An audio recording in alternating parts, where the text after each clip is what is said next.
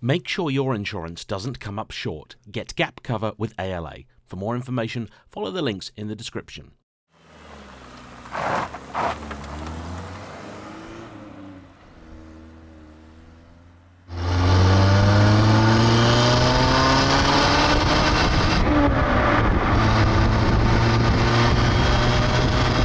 Hello everybody. For a 1-hour Christmas special VHS that was a spin-off of an existing TV show, the 1996 film Clarkson, Unleashed on Cars, is far more influential than it has any right to be.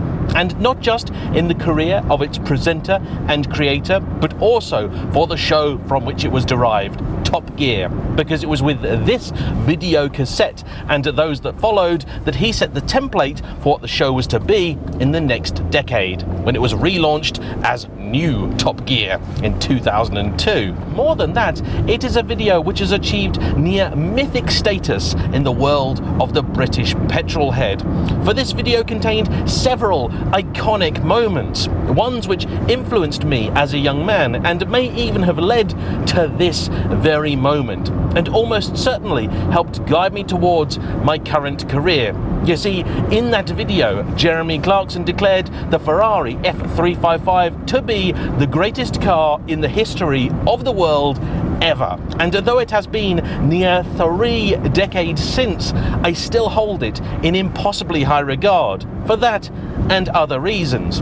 I've also now been lucky enough to sample it for myself, and it's one of those few times where meeting your heroes was not a disappointing experience.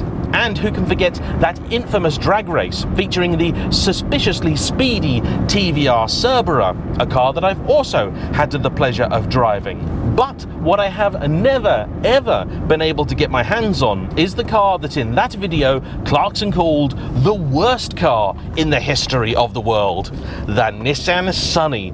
But courtesy of the lovely Joseph Lloyd over at Lloyd Vehicle Consulting, today that changes. And I am pretty confident there is nobody else on planet Earth this happy and excited to be behind the wheel of a car that everybody was told was utterly and totally terrible.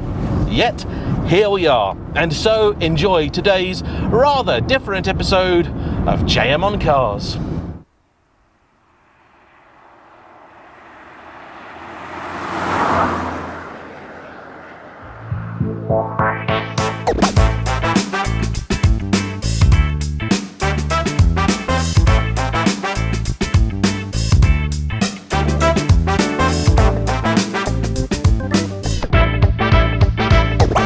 Before we get started, I wish to say simply a very big thank you to Joseph for bringing this car out and allowing me to live one of my stranger childhood fantasies. And of course, to all of you for watching and subscribing over the last 9 years. And if for some reason or another you have been watching and enjoying my content, but you haven't yet hit that subscribe button, please do. This year, I want to get to 500,000, which doesn't really mean anything. Google don't give me anything for it, but it would bring to me an immense sense of satisfaction, and it costs you absolutely nothing. So then, on to the car at hand. And this is where things get a little bit complicated.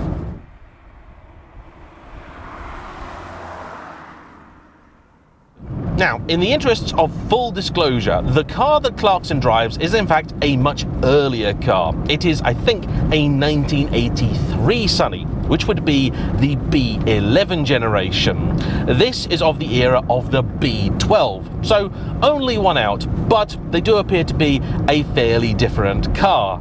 However, though the badge on the back may say Sunny, this is not in fact a Sunny at all. You see, to most parts of the world, this was instead known as a Pulsar. And it is one of those cars where the more you read into it and the more you try and understand, the less you think you actually do. You see, I thought, okay, sure, in some parts of the world they had the Sunny, but here they sold the Pulsar, badged it instead as a Sunny, and it was as simple as that. However, it's not, for here they did sell the Sunny. They also had on sale at exactly the same time a Pulsar, though what the differences are, I'm still struggling to work out. And they did also sell the B12 generation Sunny, presumably as a Sunny, as well as, I'm told, some old stock of the previous generation. If you wanted yourself a 3 or 5 door hatch or a saloon, as we have here, you could buy this, the Sunny, but if you wanted an estate or a coupe, that would be the old B12 based car, also then sold as a Sunny, but a completely different vehicle. This underneath is what's called an N13 platform car, and it's for this confusion that owners of them simply refer to them by their chassis codes and not the badge on the back. And apparently part of the confusion stems from the fact that at the time Nissan had 2 importers who clearly couldn't quite agree on what exactly it was that they wanted to do. And so for that reason, you may find online things that conflict with what the reality actually was, because in the mists of time, many details have been lost, and the 1980s weren't exactly great for record keeping anyway.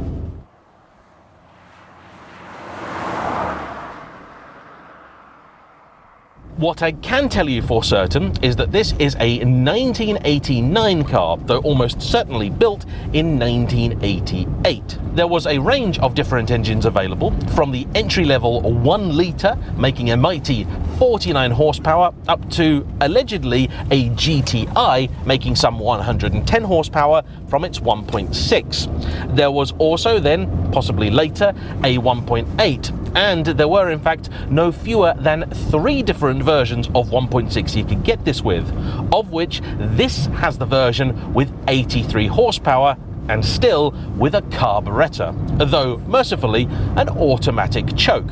Even so, it does still take a little bit of throttle to get it started. It is a member of what is known as the E-Series family of engines and is a fairly decent thing, if somewhat unremarkable. It has 8 valves and a single overhead cam, and apparently is usually fairly reliable, which makes this car even more remarkable because it's actually on its 2nd engine.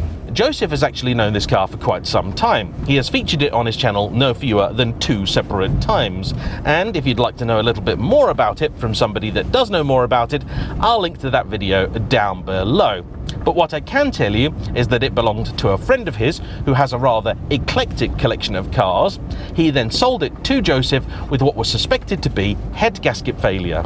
That instead turned out to be bottom end failure, hence the new engine. It is now sat on 81,000 miles, with shockingly about half of those being done in the last few years. This is the GSX trim, so the best of the non-sporty variants, and comes with a slightly confusing specification. So you have a heater, but not air conditioning. You do have power windows all round, an electric sunroof, which on pain of death I am not to touch, central locking, a rev counter, but manually adjustable side mirrors. Very strange. But as is the case with just about every car of this era, though it doesn't have all that much power, it also doesn't weigh that much. We think around about a ton. And this means when you want to have fun, it's actually a little more capable than you might think, though not maybe quite as good as you would hope. It's still, after all, a mid-range, everyday runabout. The sort of thing that a fleet buyer might have bought for an employee they didn't particularly like. The lack of fuel injection and the matching eye badge almost certainly denting the street cred of any would-be photocopier salesperson. However, even now, it is very happy to get up to the national speed limit, and this 5-speed manual gearbox is very tight with remarkably little play. All of the controls are nice, light, and, as is common for older cars, visibility is absolutely amazing. I will die on this hill, but I just dislike the fact that so many modern cars now, though I am certain they are vastly safer in an accident, also seem intent on causing one by virtue of having ludicrously thick B pillars, chunky A pillars, and then massive wing mirrors giving you huge blind spots just about everywhere.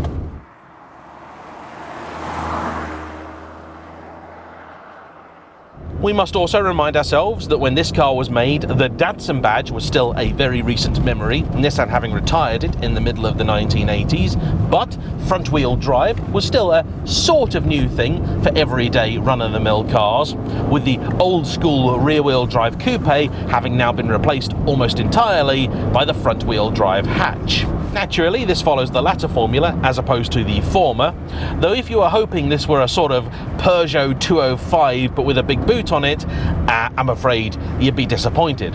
Get up to the national speed limit, show it a slightly demanding piece of road like this, and the ride is best described as lollopy. I drove recently an old 1990s Rover, and that I think had a far better balance of ride comfort and body control. The other big surprise for me with this car, though, was just how expensive the things were. Even the lower model 1.3 would have still set you back £8,000, which for some context is half the price of an entry-level Mercedes 190e, but the same money as a very nicely specified Renault 5 or a pretty decent Citroën BX. However, the turning circle is excellent, there is plenty of space in here, the boot is frankly ludicrous for the size of car. As was also typical for old school Japanese cars, the indicators are on the right, and on the left you'll find an adorable control for your variable wipers, which also would have been a fairly fancy thing in its day. But what's the Sunny like when you want to put it through its paces? Well, let's kick down a couple of gears and find out.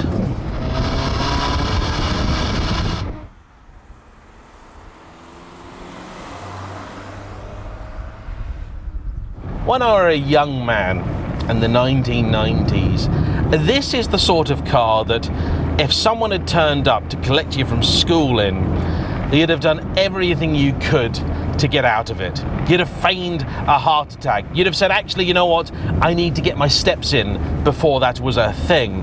You'd have been utterly and totally desperate to not be seen in a Nissan Sunny. If for no other reason than a couple of years earlier, Clarkson had called it the worst car in the world ever. In fact, as far as I would have been concerned at that point in time, the only thing which would have made it actually worse would have been the presence of some beads on the seats. 20 plus years later, and there is a real delight about driving this car. The steering is wonderfully light, yet very, very feelsome. That engine gives up at about 5 to 5,500 RPM, but it's still fairly keen. The clutch, unfortunately, doesn't seem to be too healthy. We know that it came with the new engine and gearbox, and it's now starting to rev up a bit like a CVT when I put my foot down. And so for that reason, I shall back off a little bit and report my findings to Mr. Lloyd later. It could simply be a bit of adjustment is required, or maybe a new clutch. Unfortunately, in spite of the fact that these were likely made in fairly decent quantity, now they are extraordinarily rare, to the point that this may be the last surviving example of its kind. By which I mean a 1.6 GSX with a manual in it. The 3-speed automatic I daren't even think about, but honestly this is one of the nicest gearboxes I've used in a long time. It's absolutely fantastic. The only other issue that this car has, I'm told, is that for some reason every few days one of the fuses blows, and so you'll lose your dash gauges and also the ability to indicate, but not to put the hazards on. Going back to my previous statements though, I think part of the reason that I and many of my cohorts thoroughly disliked this car when it was new is because Nissan went out of their way to make it look deliberately old. This was styled towards the end of the 1980s when curves were beginning to come back in fashion. But clearly somebody over at Datsun thought that was just a flash in the pan thing and it was not going to take hold. And so they kept with their fairly squared off approach. Now in certain cars it worked. R32 Skyline GTR, R33 Skyline GTR, R34 Skyline GTR. Nissan Cherry? Not so much. And this general dislike of the model means that in spite of its rarity today, they just don't command that much money. A really good one might be a couple of £1,000. That's it. However, I am pretty confident that there are some people out there for whom maybe they've got a few fond memories of one of these. And if that's you, please hop into the comment section and share them. I'd love to see them. I'd also love one day to drive a Sunny like the one in the Clarkson video, because there's every chance that really is as bad as he made out. Though the truth is that the reason he hated it so much wasn't because it was actively bad, instead because it was just simply so amazingly average. It was the little bit of milk and no sugars of the car world. And I know I have a reputation of being a fairly brutal old miser that'll give a car a bashing simply for looking at me the wrong way. But the truth is, right here and right now, I love this little thing. I don't think it's got a bad bone in its body. Yeah, sure, when new, desperately, hideously uncool. But in some ways, much like many an old Volvo, that is probably now what makes it so cool. Funny thing, time, isn't it? And so, with that, I wish to say simply thank you for your time, and to Joseph for his, in bringing out this delightful little car. I wish to say simply as ever a thank you to all involved, and don't forget, hit that like button, comment down below, subscribe if you haven't already, and I shall see you for the next one. Bye bye.